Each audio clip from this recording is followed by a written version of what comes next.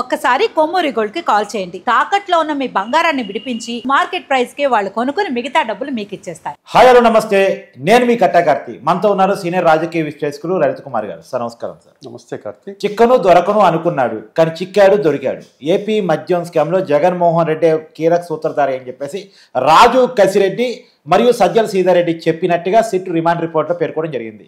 అంటే సిట్ ధృవీకరించడం జరిగింది. మొత్తం మద్యం కుంభకోణాన్ని జగన్మోహన్ రెడ్డి కీలక సూత్రధారి అని చెప్పేసి పార్టీకి పండి వచ్చేలా, ప్రభుత్వానికి ఆదాయం వచ్చేలా మద్యం పాలసీని రూపొందించమని ఆయన చెప్తేనే మేము రూపొందించామని చెప్పేసి చాలా క్లియర్గా వాళ్ళిద్దరూ చెప్పినట్టు కూడా స్టేట్మెంట్స్ రికార్డ్ అయ్యి ఉన్నాయి. ఎలా చూడాలి అంటే కార్తీక్, ఇక్కడ జగన్మోహన్ రెడ్డి డబ్బు కోసమే రాజకీయ పార్టీ పెట్టినట్లుగా కనపడుతుంది. డబ్బు కోసమే అధికారాన్ని కావాలని కోరుకున్నట్లుగా మనకు కనపడుతుంది. ఇక్కడ మనకు మొన్న ఎలక్షన్స్లో కూటమి ప్రభుత్వం వచ్చిన తర్వాత ఏ అంశం తీసుకున్నా కూడా జగన్మోహన్ రెడ్డి పాలనకు సంబంధించి, నిర్ణయాలకు సంబంధించి ఏది జరిగినా కూడా అన్ని డబ్బుతోనే ముడిపడినాయి. అవును, ప్రతిదీ డబ్బే. అవును. అంటే తన ఇంటెన్షన్ ఏంటి అని తెలుస్తుందంటే, డబ్బు కోసమే అధికారం, డబ్బు కోసమే పార్టీ, డబ్బు సంపాదనే మన లక్ష్యం అనే రీతిలో జగన్మోహన్ రెడ్డి ఐడియాలజీ ఉంది. కాబట్టి గత ప్రభుత్వంలో జగన్మోహన్ రెడ్డి పాలనలో తీసుకున్న నిర్ణయాలన్నీ డబ్బు దగ్గరికే వచ్చి చేరుతున్నాయి. అవును. ఆ డబ్బు దగ్గరికి ఏ విధంగా వచ్చి చేరుతున్నాయి?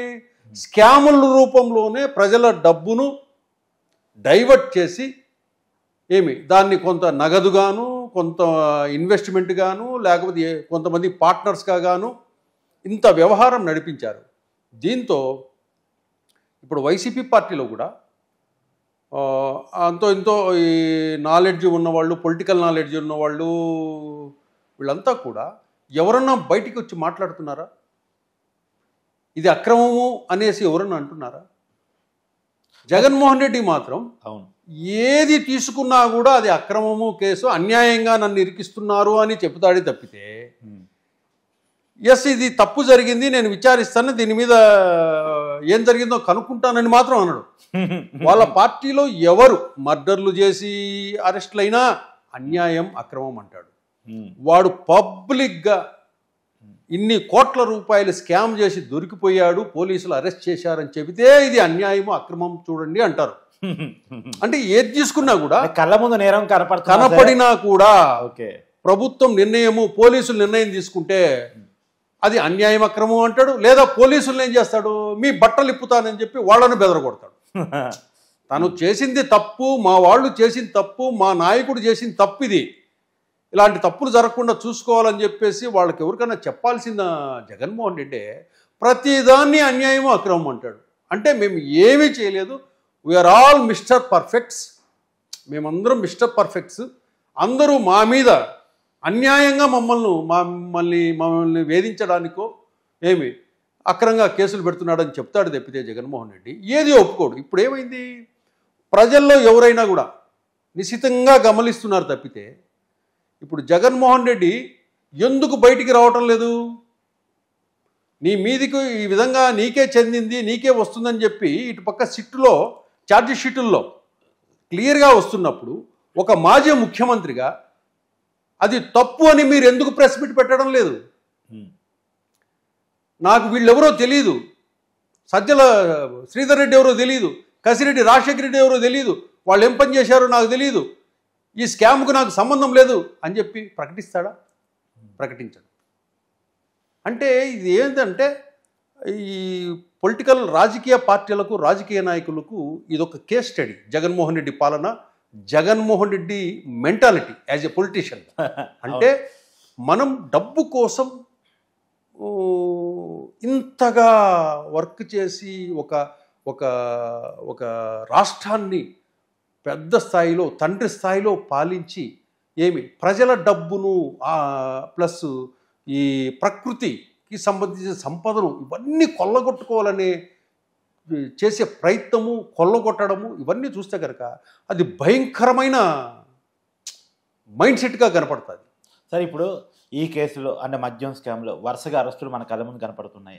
సజ్జల సీతారెడ్డి, రాజు కసిరెడ్డి ఇప్పటికీ అరెస్ట్ అయి ఉన్నారు. వాళ్ళు చాలా క్లియర్గా జగన్మోహన్ రెడ్డి పేరు చెప్పారు. కాబట్టి ఆయన్ని విచారణ పిలిచే అవకాశం ఉందా అంటే, అరెస్ట్ చేసే అవకాశం ఉందా అంటే, ఒక్క మిథున్ రెడ్డి మాత్రం తనకి నాట్ టు అరెస్ట్ తెచ్చుకున్నట్టున్నాడు. ఆయన ఇంకా అరెస్ట్ చేయలేదు. జగన్మోహన్ రెడ్డిని అరెస్ట్ చేసే అవకాశం ఉందా అంటే ఏం చెప్తారు? అంటే ఇక్కడ పక్కా ఎవిడెన్సెస్ ఉన్నప్పుడు ఎవ్వరూ తప్పించుకోలేరు. ఎందుకంటే వీళ్ళందరూ కూడా రాజకసిరెడ్డి కానీ, సజ్జల శ్రీధర్ రెడ్డి కానీ, మిగతా వాళ్ళందరూ కూడా వీళ్ళు బిజినెస్ మెన్సే, బిజినెస్ చేసుకునే వాళ్ళు. కానీ ఇట్లా ఈ స్కాములు, ఇట్లా ఈ పద్ధతులు, ఈ పోలీసులు, ఈ టెన్షన్స్ ఇవన్నీ కూడా వాళ్ళు దాన్ని ఓర్చుకునే తత్వం, మనస్తత్వం లేదు వీళ్ళకి. ఈ రిస్క్ వాళ్ళు తీసుకోరు. ఇప్పుడు ఎందుకంటే పోలీసు విచారణలో పోలీసులు వీళ్ళ విచారణ పెట్టే ముందే ఆల్ ఎవిడెన్సెస్ వాళ్ళ ముందు పెట్టాడు. అవును, మీరు ఎప్పుడెప్పుడు ఎక్కడ కూర్చున్నారు, ఎవరెవరు కూర్చున్నారు అని ఎవ్రీథింగ్, మీ ఫోన్ కాన్వర్జేషన్స్ ఎప్పుడు జరిగాయి, మీరు కంపెనీలు ఎప్పుడు పెట్టారు, మీకు మనీ ఫస్ట్ పేమెంట్ ఎక్కడొచ్చింది, ఆ పేమెంట్ ఎక్కడెక్కడ, అన్ని వివరాలు గత 5 ఏళ్లలో వాళ్ళు ఏం చేశారు మొత్తం చెప్పేశారు. కాబట్టి నిజం చెప్పేశారు. ఇక్కడ ఏంటంటే జగన్మోహన్ రెడ్డి తనకు డబ్బు అందింది అని చెప్పడం, చెబితే తను రాజకీయంగా మరణించినట్టే లెక్క. ఇప్పటికే ఏ స్కామ్ తీసుకున్నా కూడా, ఇప్పుడు నెక్స్ట్ ఇసుక స్కామ్ ఉంది 10,000 కోట్ల పైన. అమ్మో, ఇది చిన్న స్కామ్, లిక్కర్ స్కామ్ చిన్నది. అంటే జగన్మోహన్ రెడ్డి మద్యము, ఇసుక, నెక్స్ట్ గనుల మీద అది పెద్ద స్కామ్. దీని మీద అంటే డబ్బు వచ్చే ప్రతి చోట కొన్ని టీములను పెట్టి ఆ డబ్బును మొత్తం కలెక్ట్ చేసేసి తన వరకు ఎలా రావాలి సార్ కాదు అనేది తెప్పించేశాడు. జగన్మోహన్ రెడ్డికి ఎంత డబ్బు కావాలి సార్? ఇప్పుడు ఎక్కడ చూసినా ప్యాలెస్లు ఉన్నాయి. తాడేపల్లి ప్యాలెస్ ఉంది, హైదరాబాద్లో లోటస్ పాండ్ ఉంది, బెంగళూరులో ప్యాలెస్ ఉంది, భూములు ఉన్నాయి, కంపెనీలు ఉన్నాయి, తర్వాత లండన్లో కూడా కంపెనీలు ఉన్నాయి అని అంటారు. ఇప్పుడు భారతీయ సిమెంట్స్ ఉంది, సాక్షి మీడియా ఉంది. ఎన్ని ఆస్తులు కావాలి ఒక మనిషికి? అది కొంతమంది మనస్తత్వము. ఒకరు రాజకీయంగా నా రాష్ట్రాన్ని డెవలప్ చేసుకోవాలా, నేను ఈ రాష్ట్రానికి, ఈ దేశానికి, నా ప్రజలకు నేనేం సేవ చేశాను, ఈ ప్రజల మనసుల్లో నేను నిలిచిపోవాలనేది కొంతమందికి ఉంటుంది. అది ఒక రాజశేఖర రెడ్డికి ఉన్నింది, ఇప్పుడు చంద్రబాబు నాయుడు. రాజశేఖర రెడ్డి కూడా ప్రజల్లో నాకు చిరస్థానం ఉండాలి, ప్రజల ఆరోగ్యం, ఇప్పుడు ఆరోగ్యశ్రీ తీసుకోండి, ప్లస్ రైతులకు సంబంధించిన పథకాలు తీసుకోనివ్వండి, రుణమాఫీ, ఇవన్నీ ఏది చూసినా కూడా రాజశేఖర రెడ్డి ఏం చేశాడు? ఈ రోజుటికి రాజశేఖర రెడ్డికి గుండెల్లో, ప్రజల గుండెల్లో కొంతమంది అభిమానం ఉందంటే, అభిమానం కదా సార్ జగన్ గెలిపించింది ఉందంటే, ఇప్పుడు రాజశేఖర రెడ్డి ఒకడు. ఈరోజు చంద్రబాబు నాయుడు పనితీరు మనం చూస్తున్నామా? అవును, ఉదయం 6 గంటల నుంచి రాత్రి 11 గంటల వరకు పనిచేస్తూ ఉంటాడు. అవును, ఎందుకు చేస్తున్నాడు? నా రాష్ట్రానికి నేను ఏదైనా చేసుకోవాలా, నా రాజధాని నా కొట్టుకోవాలా. ఎవరికి రాజధాని? చంద్రబాబు నాయుడుకా? ప్రజలకు కదా అది. ప్రజలకు కదా. అవును. కంపెనీలు ఎవరికి? చంద్రబాబు నాయుడుకా? ప్రజలకు కదా. అవును. విద్యా సంస్థలు ఎవరికి కావాలా? చంద్రబాబు నాయుడు కావాలన్నా?